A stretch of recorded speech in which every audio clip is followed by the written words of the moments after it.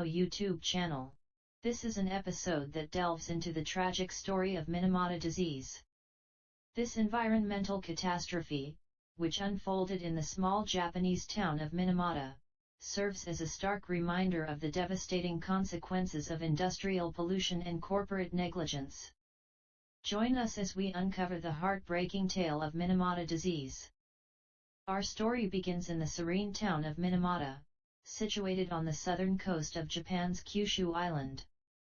Nestled along the Shiranui Sea, this close-knit community was known for its fishing and traditional way of life. Little did they know that their idyllic existence was about to be shattered. In the 1950s, the Chisso Corporation, a chemical company, operated a factory in Minamata that produced acetaldehyde, a key ingredient in plastics. To manufacture this chemical, Chisso used a mercury-based catalyst, unleashing a silent but deadly toxin into the surrounding environment. In the early 1950s, residents of Minamata began experiencing bizarre and debilitating symptoms. Initially, it was thought to be an isolated incident, but soon, more cases emerged. Victims exhibited symptoms like tremors, convulsions, numbness, and even paralysis. The illness baffled doctors and the community alike. It wasn't until 1956 that Drive Hajime Hasakawa, a local physician, began to suspect that mercury poisoning was the culprit behind the mysterious disease. His diligent research and determination to uncover the truth led to a breakthrough that would change the course of the investigation. In 1957, Dr. Hasakawa and his team identified the cause of the illness and named it Minamata Disease after the town where it had wreaked havoc. The revelation sent shockwaves through the community and the nation, as they realized the magnitude of the catastrophe.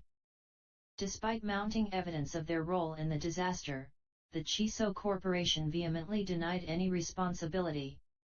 The company resisted admitting that their industrial wastewater, contaminated with methyl mercury, was the source of the poisoning. This denial would have severe consequences for the victims. Minamata Disease took a heavy toll on its victims and their families. Many suffered from severe neurological damage, mental disabilities, and, in some cases, death. The physical, emotional, and financial burdens on the affected families were immeasurable. The victims of Minamata Disease, known as the Minamata Disease victims, embarked on a relentless quest for justice.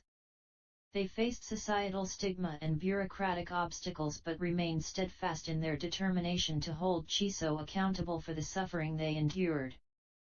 The Minamata Disease tragedy garnered international attention, shedding light on the global issue of industrial pollution and its devastating impact on communities and the environment.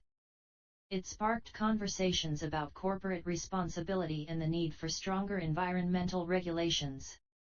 After decades of legal battles and public pressure, the Chisso Corporation finally accepted responsibility for the Minamata Disease tragedy.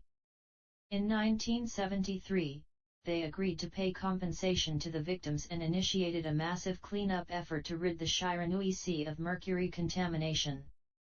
The Minamata Disease disaster serves as a poignant reminder of the consequences of prioritizing profit over human and environmental well-being. It also underscores the importance of holding corporations accountable for their actions and ensuring robust environmental regulations. As we conclude this somber journey through the heartbreaking story of Minamata Disease, we must remember the resilience of the victims and their families. Their fight for justice and awareness has left an indelible mark on the world, reminding us of the enduring need to protect our communities and our planet from the devastating effects of pollution and corporate negligence. If you found this episode informative and thought-provoking, please consider sharing it to raise awareness about the tragic legacy of Minamata Disease. Together, we can learn from history and strive for a more just and sustainable future. Thank you for joining us, and may the memory of the victims of Minamata Disease continue to inspire us to protect our world. Stay curious and compassionate,